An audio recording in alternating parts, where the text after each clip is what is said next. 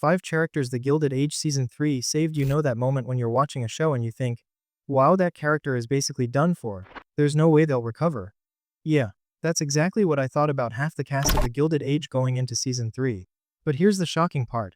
Not only did these characters survive the season's brutal twists, they thrive. And if you're like me, you were sitting there sipping your tea, or in my case, pretending to sip tea but really holding a can of Diet Coke, thinking, wait, how did this happen? Did Julian Fellows just pull off the most unexpected character glow-ups of the decade? Let's be honest, Season 3 of The Gilded Age could have gone completely off the rails.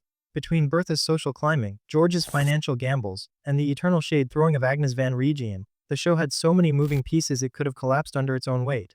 But instead, something wild happened. 5 characters we had basically written off were handed redemption arcs that not only saved them but might have just saved the entire show. But before I reveal who these 5 are, and the forbidden knowledge hidden in their transformations, let me ask you, isn't it crazy how certain shows forget characters altogether, like they vanish into TV limbo? A cough looking at you. Downton Abbey Season 5 with poor Edith's storyline is.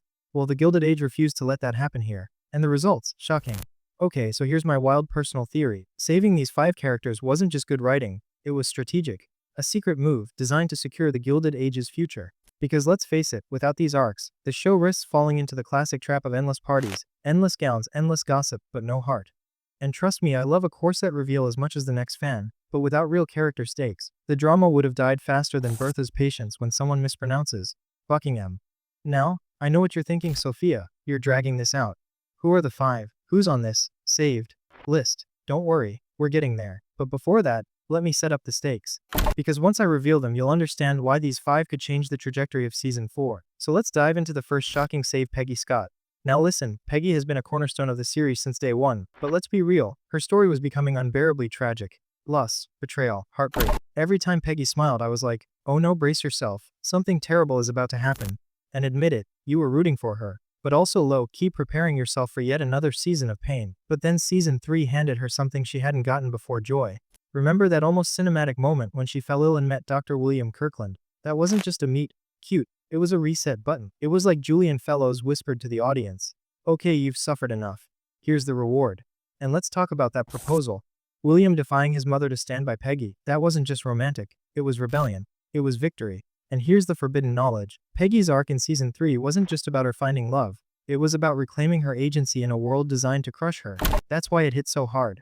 But hold on, we need to address the shadow of T. Thomas Fortune. Did anyone else feel like his brief return was like when your ex texts you, at 2 a.m., completely unnecessary but slightly destabilizing? Thankfully, Peggy swerved that. Because the truth is, her marriage to William doesn't just elevate her, it redefines her role in Season 4. For once, Peggy won't just be fighting uphill battles. She'll have power.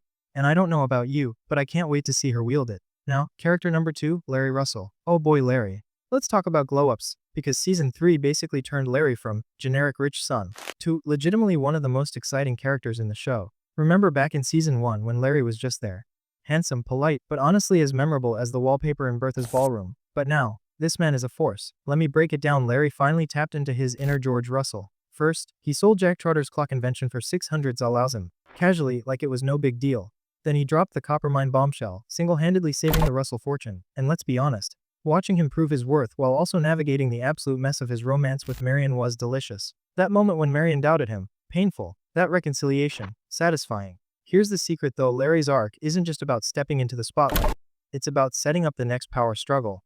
Because now, with Gladys elevated to Duchess status, Larry is poised to become George 2.0. But unlike his father, Larry has that artistic streak, that softer side. Which means his decisions in Season 4 could shake up the family dynamic in ways we've never seen. And while we're on the topic of family chaos, let's jump to Oscar Van Ruggen. Oh yes, the man we all love to roast. Be honest, for 2 seasons, Oscar was the definition of doing too much with too little. Constantly skimming, constantly failing, constantly making me want to scream, "Sir, please, sit down." But then, Season 3 gave us the Oscar redemption arc we never knew we needed. After losing everything, his mother's dignity, his reputation, Oscar somehow clawed his way back. And here's the kicker, he didn't do it alone. John Adams, his former lover, dies tragically, yes, but leaves Oscar an actual cottage and the means to rebuild. And instead of wasting it, Oscar used it, smartly. And then came his genius move, the lavender marriage proposal to Enid Winterton. That, my friends, was not just survival, it was strategy. Oscar aligning himself with Enid is basically the social equivalent of merging 2 powerful companies. And honestly, I stan it.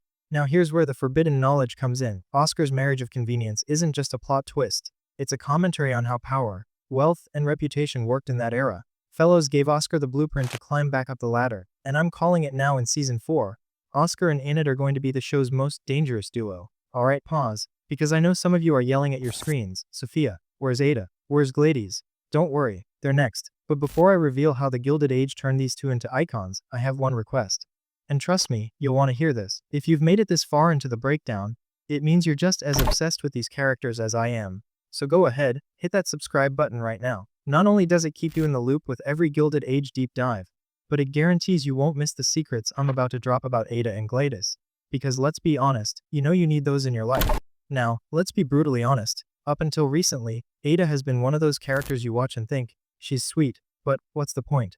For 2 seasons, Ada was the spinster sister living in Agnes's shadow, taking verbal jabs like a professional punching bag. And every time she smiled politely after one of Agnes' digs, I swear I wanted to leap through my TV like, girl, you deserve better. And then season 3 said, you know what, let's give her better. Ada's arc is fascinating because it flips the family power dynamic on its head. The second her husband Reverend Luke Fort tragically passed, she inherited his fortune. For the first time, Ada wasn't just the quiet, overlooked sister, she was the breadwinner. And the irony, this all happened at the exact moment Agnes lost her fortune. That's not just good writing, that's poetic karma. The most jaw-dropping moment. Agnes literally ceding authority to Ada. Did you ever think you'd see that? I mean, this is Agnes Van Regen, the queen of control, the ultimate iron fist of East 61st Street, and she bowed to Ada. But here's the secret nobody's talking about. This wasn't just about money. This was about Ada being recognized as the heart of the family. Because let's be honest, Agnes rules with fear, Ada rules with compassion, and in the long run, compassion wins. And it gets even better. Ada didn't just keep the house standing. She turned around and gave Agnes something she desperately needed: the presidency of the New York Heritage Society. Ada managed to soften the blow of Agnes' downfall while still proving, once and for all, that she was capable of leading. That's a save. That's a redemption. And I don't know about you, but I felt like cheering when Ada finally got the recognition she had been denied for years. Now, deep breath. Because we need to talk about the final glow up, the one that shocked me the most: Gladys Russell. Remember Gladys in season 1? She was basically Bertha's pretty, naive daughter who was just there to twirl in gowns and sulk whenever she didn't get her way. She felt more like a prop than a character. And then, season 3 happened. And let's just say Gladys didn't just step into the spotlight, she walked down the aisle and straight into power. But let's not sugarcoat it, what happened to Gladys was brutal. She was forced into an arranged marriage to save the Duke of Buckingham's estate. Her own father betrayed her. Her husband's sister mocked her. And Bertha, she bulldozed over Gladys' feelings like a runaway train. Honestly, it was painful to watch.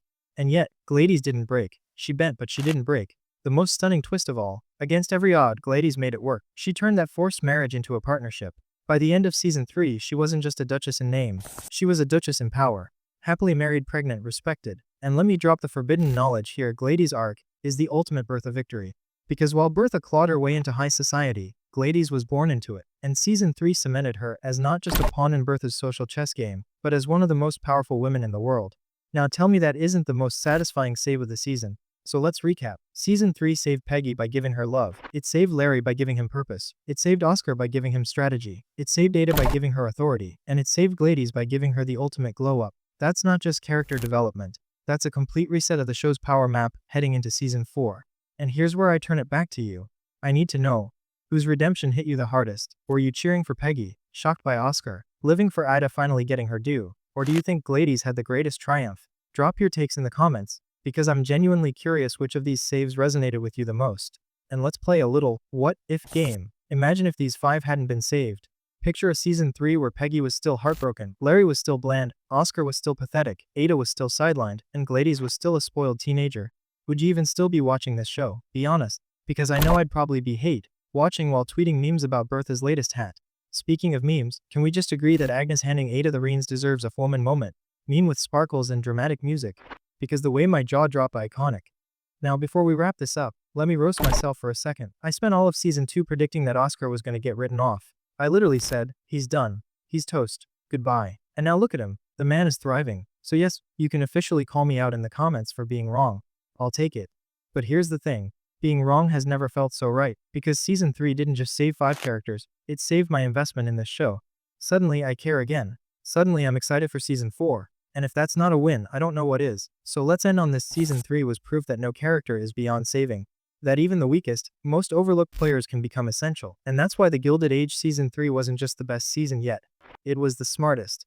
Alright, I'm Sophia, this is Breakdown Epic, and now it's your turn. Who do you think season 4 will save next? Will Aang's get a redemption of her own? Will Bertha's ambition finally backfire? Or will someone we least expect rise from the ashes? Let me know in the comments, because the best theories always come from you. And don't forget season 4 is going to bring even more drama, even more power plays, and yes, even more hats. Until then, stay mysterious, stay dramatic, and as always stay epic.